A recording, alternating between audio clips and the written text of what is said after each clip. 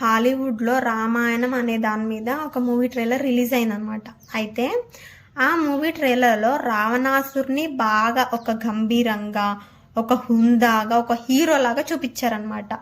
ఇక్కడ రాముని వరకు వచ్చే వరకు రాముణ్ణి క్లీన్ షేవ్ చేసుకొని ప్రపంచంలో ఉన్న కష్టాలని రాముని ముఖంలోనే కనిపిస్తున్నాయి అన్న విధంగా చూపించారనమాట. అంటే ఈ విధంగా చూపించడం వల్ల ఇక్కడ రావణాసునికి అభిమానులు పెరిగిపోతారన్నమాట.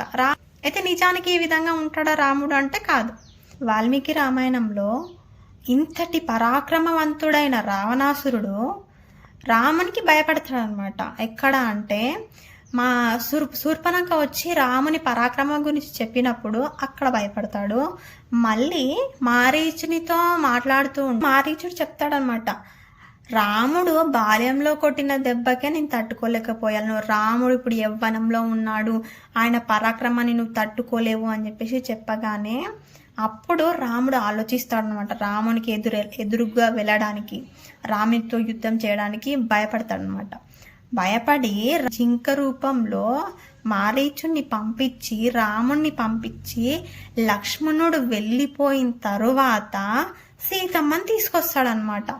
ఇక్కడ రావణాసురుని అభిమానులకు అందరికీ కూడా ఎందుకు ఈ ఆలోచన రాదు? రావణాసురుడు అంత పట్టి పరాక్రమవంతుడే అయితే రామునితో యుద్ధం చేయాలి కదా, యుద్ధం చేసి సీతమ్మని తీసుకురావాలి. రాముడు వెళ్ళిపోయిన తర్వాత సీతమ్మని ఎందుకు తీసుకొచ్చాడు? యుద్ధం చేయొచ్చు కదా, అంతటి పరాక్రమవంతుడే కదా. సినిమాలో రాముణ్ణి ఏ విధంగా చూపిస్తారు అంటే ఒక క్లీన్ షేవ్ తోటి ప్రపంచంలో ఉన్న కష్టాలు మొత్తం కూడా రాముని ముఖంలోనే ఉన్నట్టుగా చూపిస్తారనమాట. అయితే వాల్మీకి రామాయణంలో ఈ విధంగా ఉండడనమాట.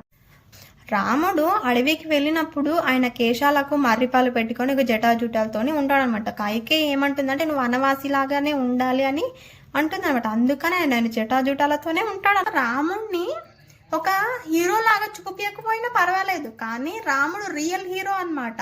రాముణ్ణి ఉన్నది ఉన్నట్టు చూపించిన ఆయన హీరోస్ అందరికీ కూడా ఆయన ఆదర్శం అనమాట. ఆ విధంగా ఉంటుందన్నమాట ఆయన క్యారెక్టర్. సినిమాల్లో చూపించిన విధంగా రాముడు ఉండడు అని చెప్పడానికి ఈ వీడియో చేశాను.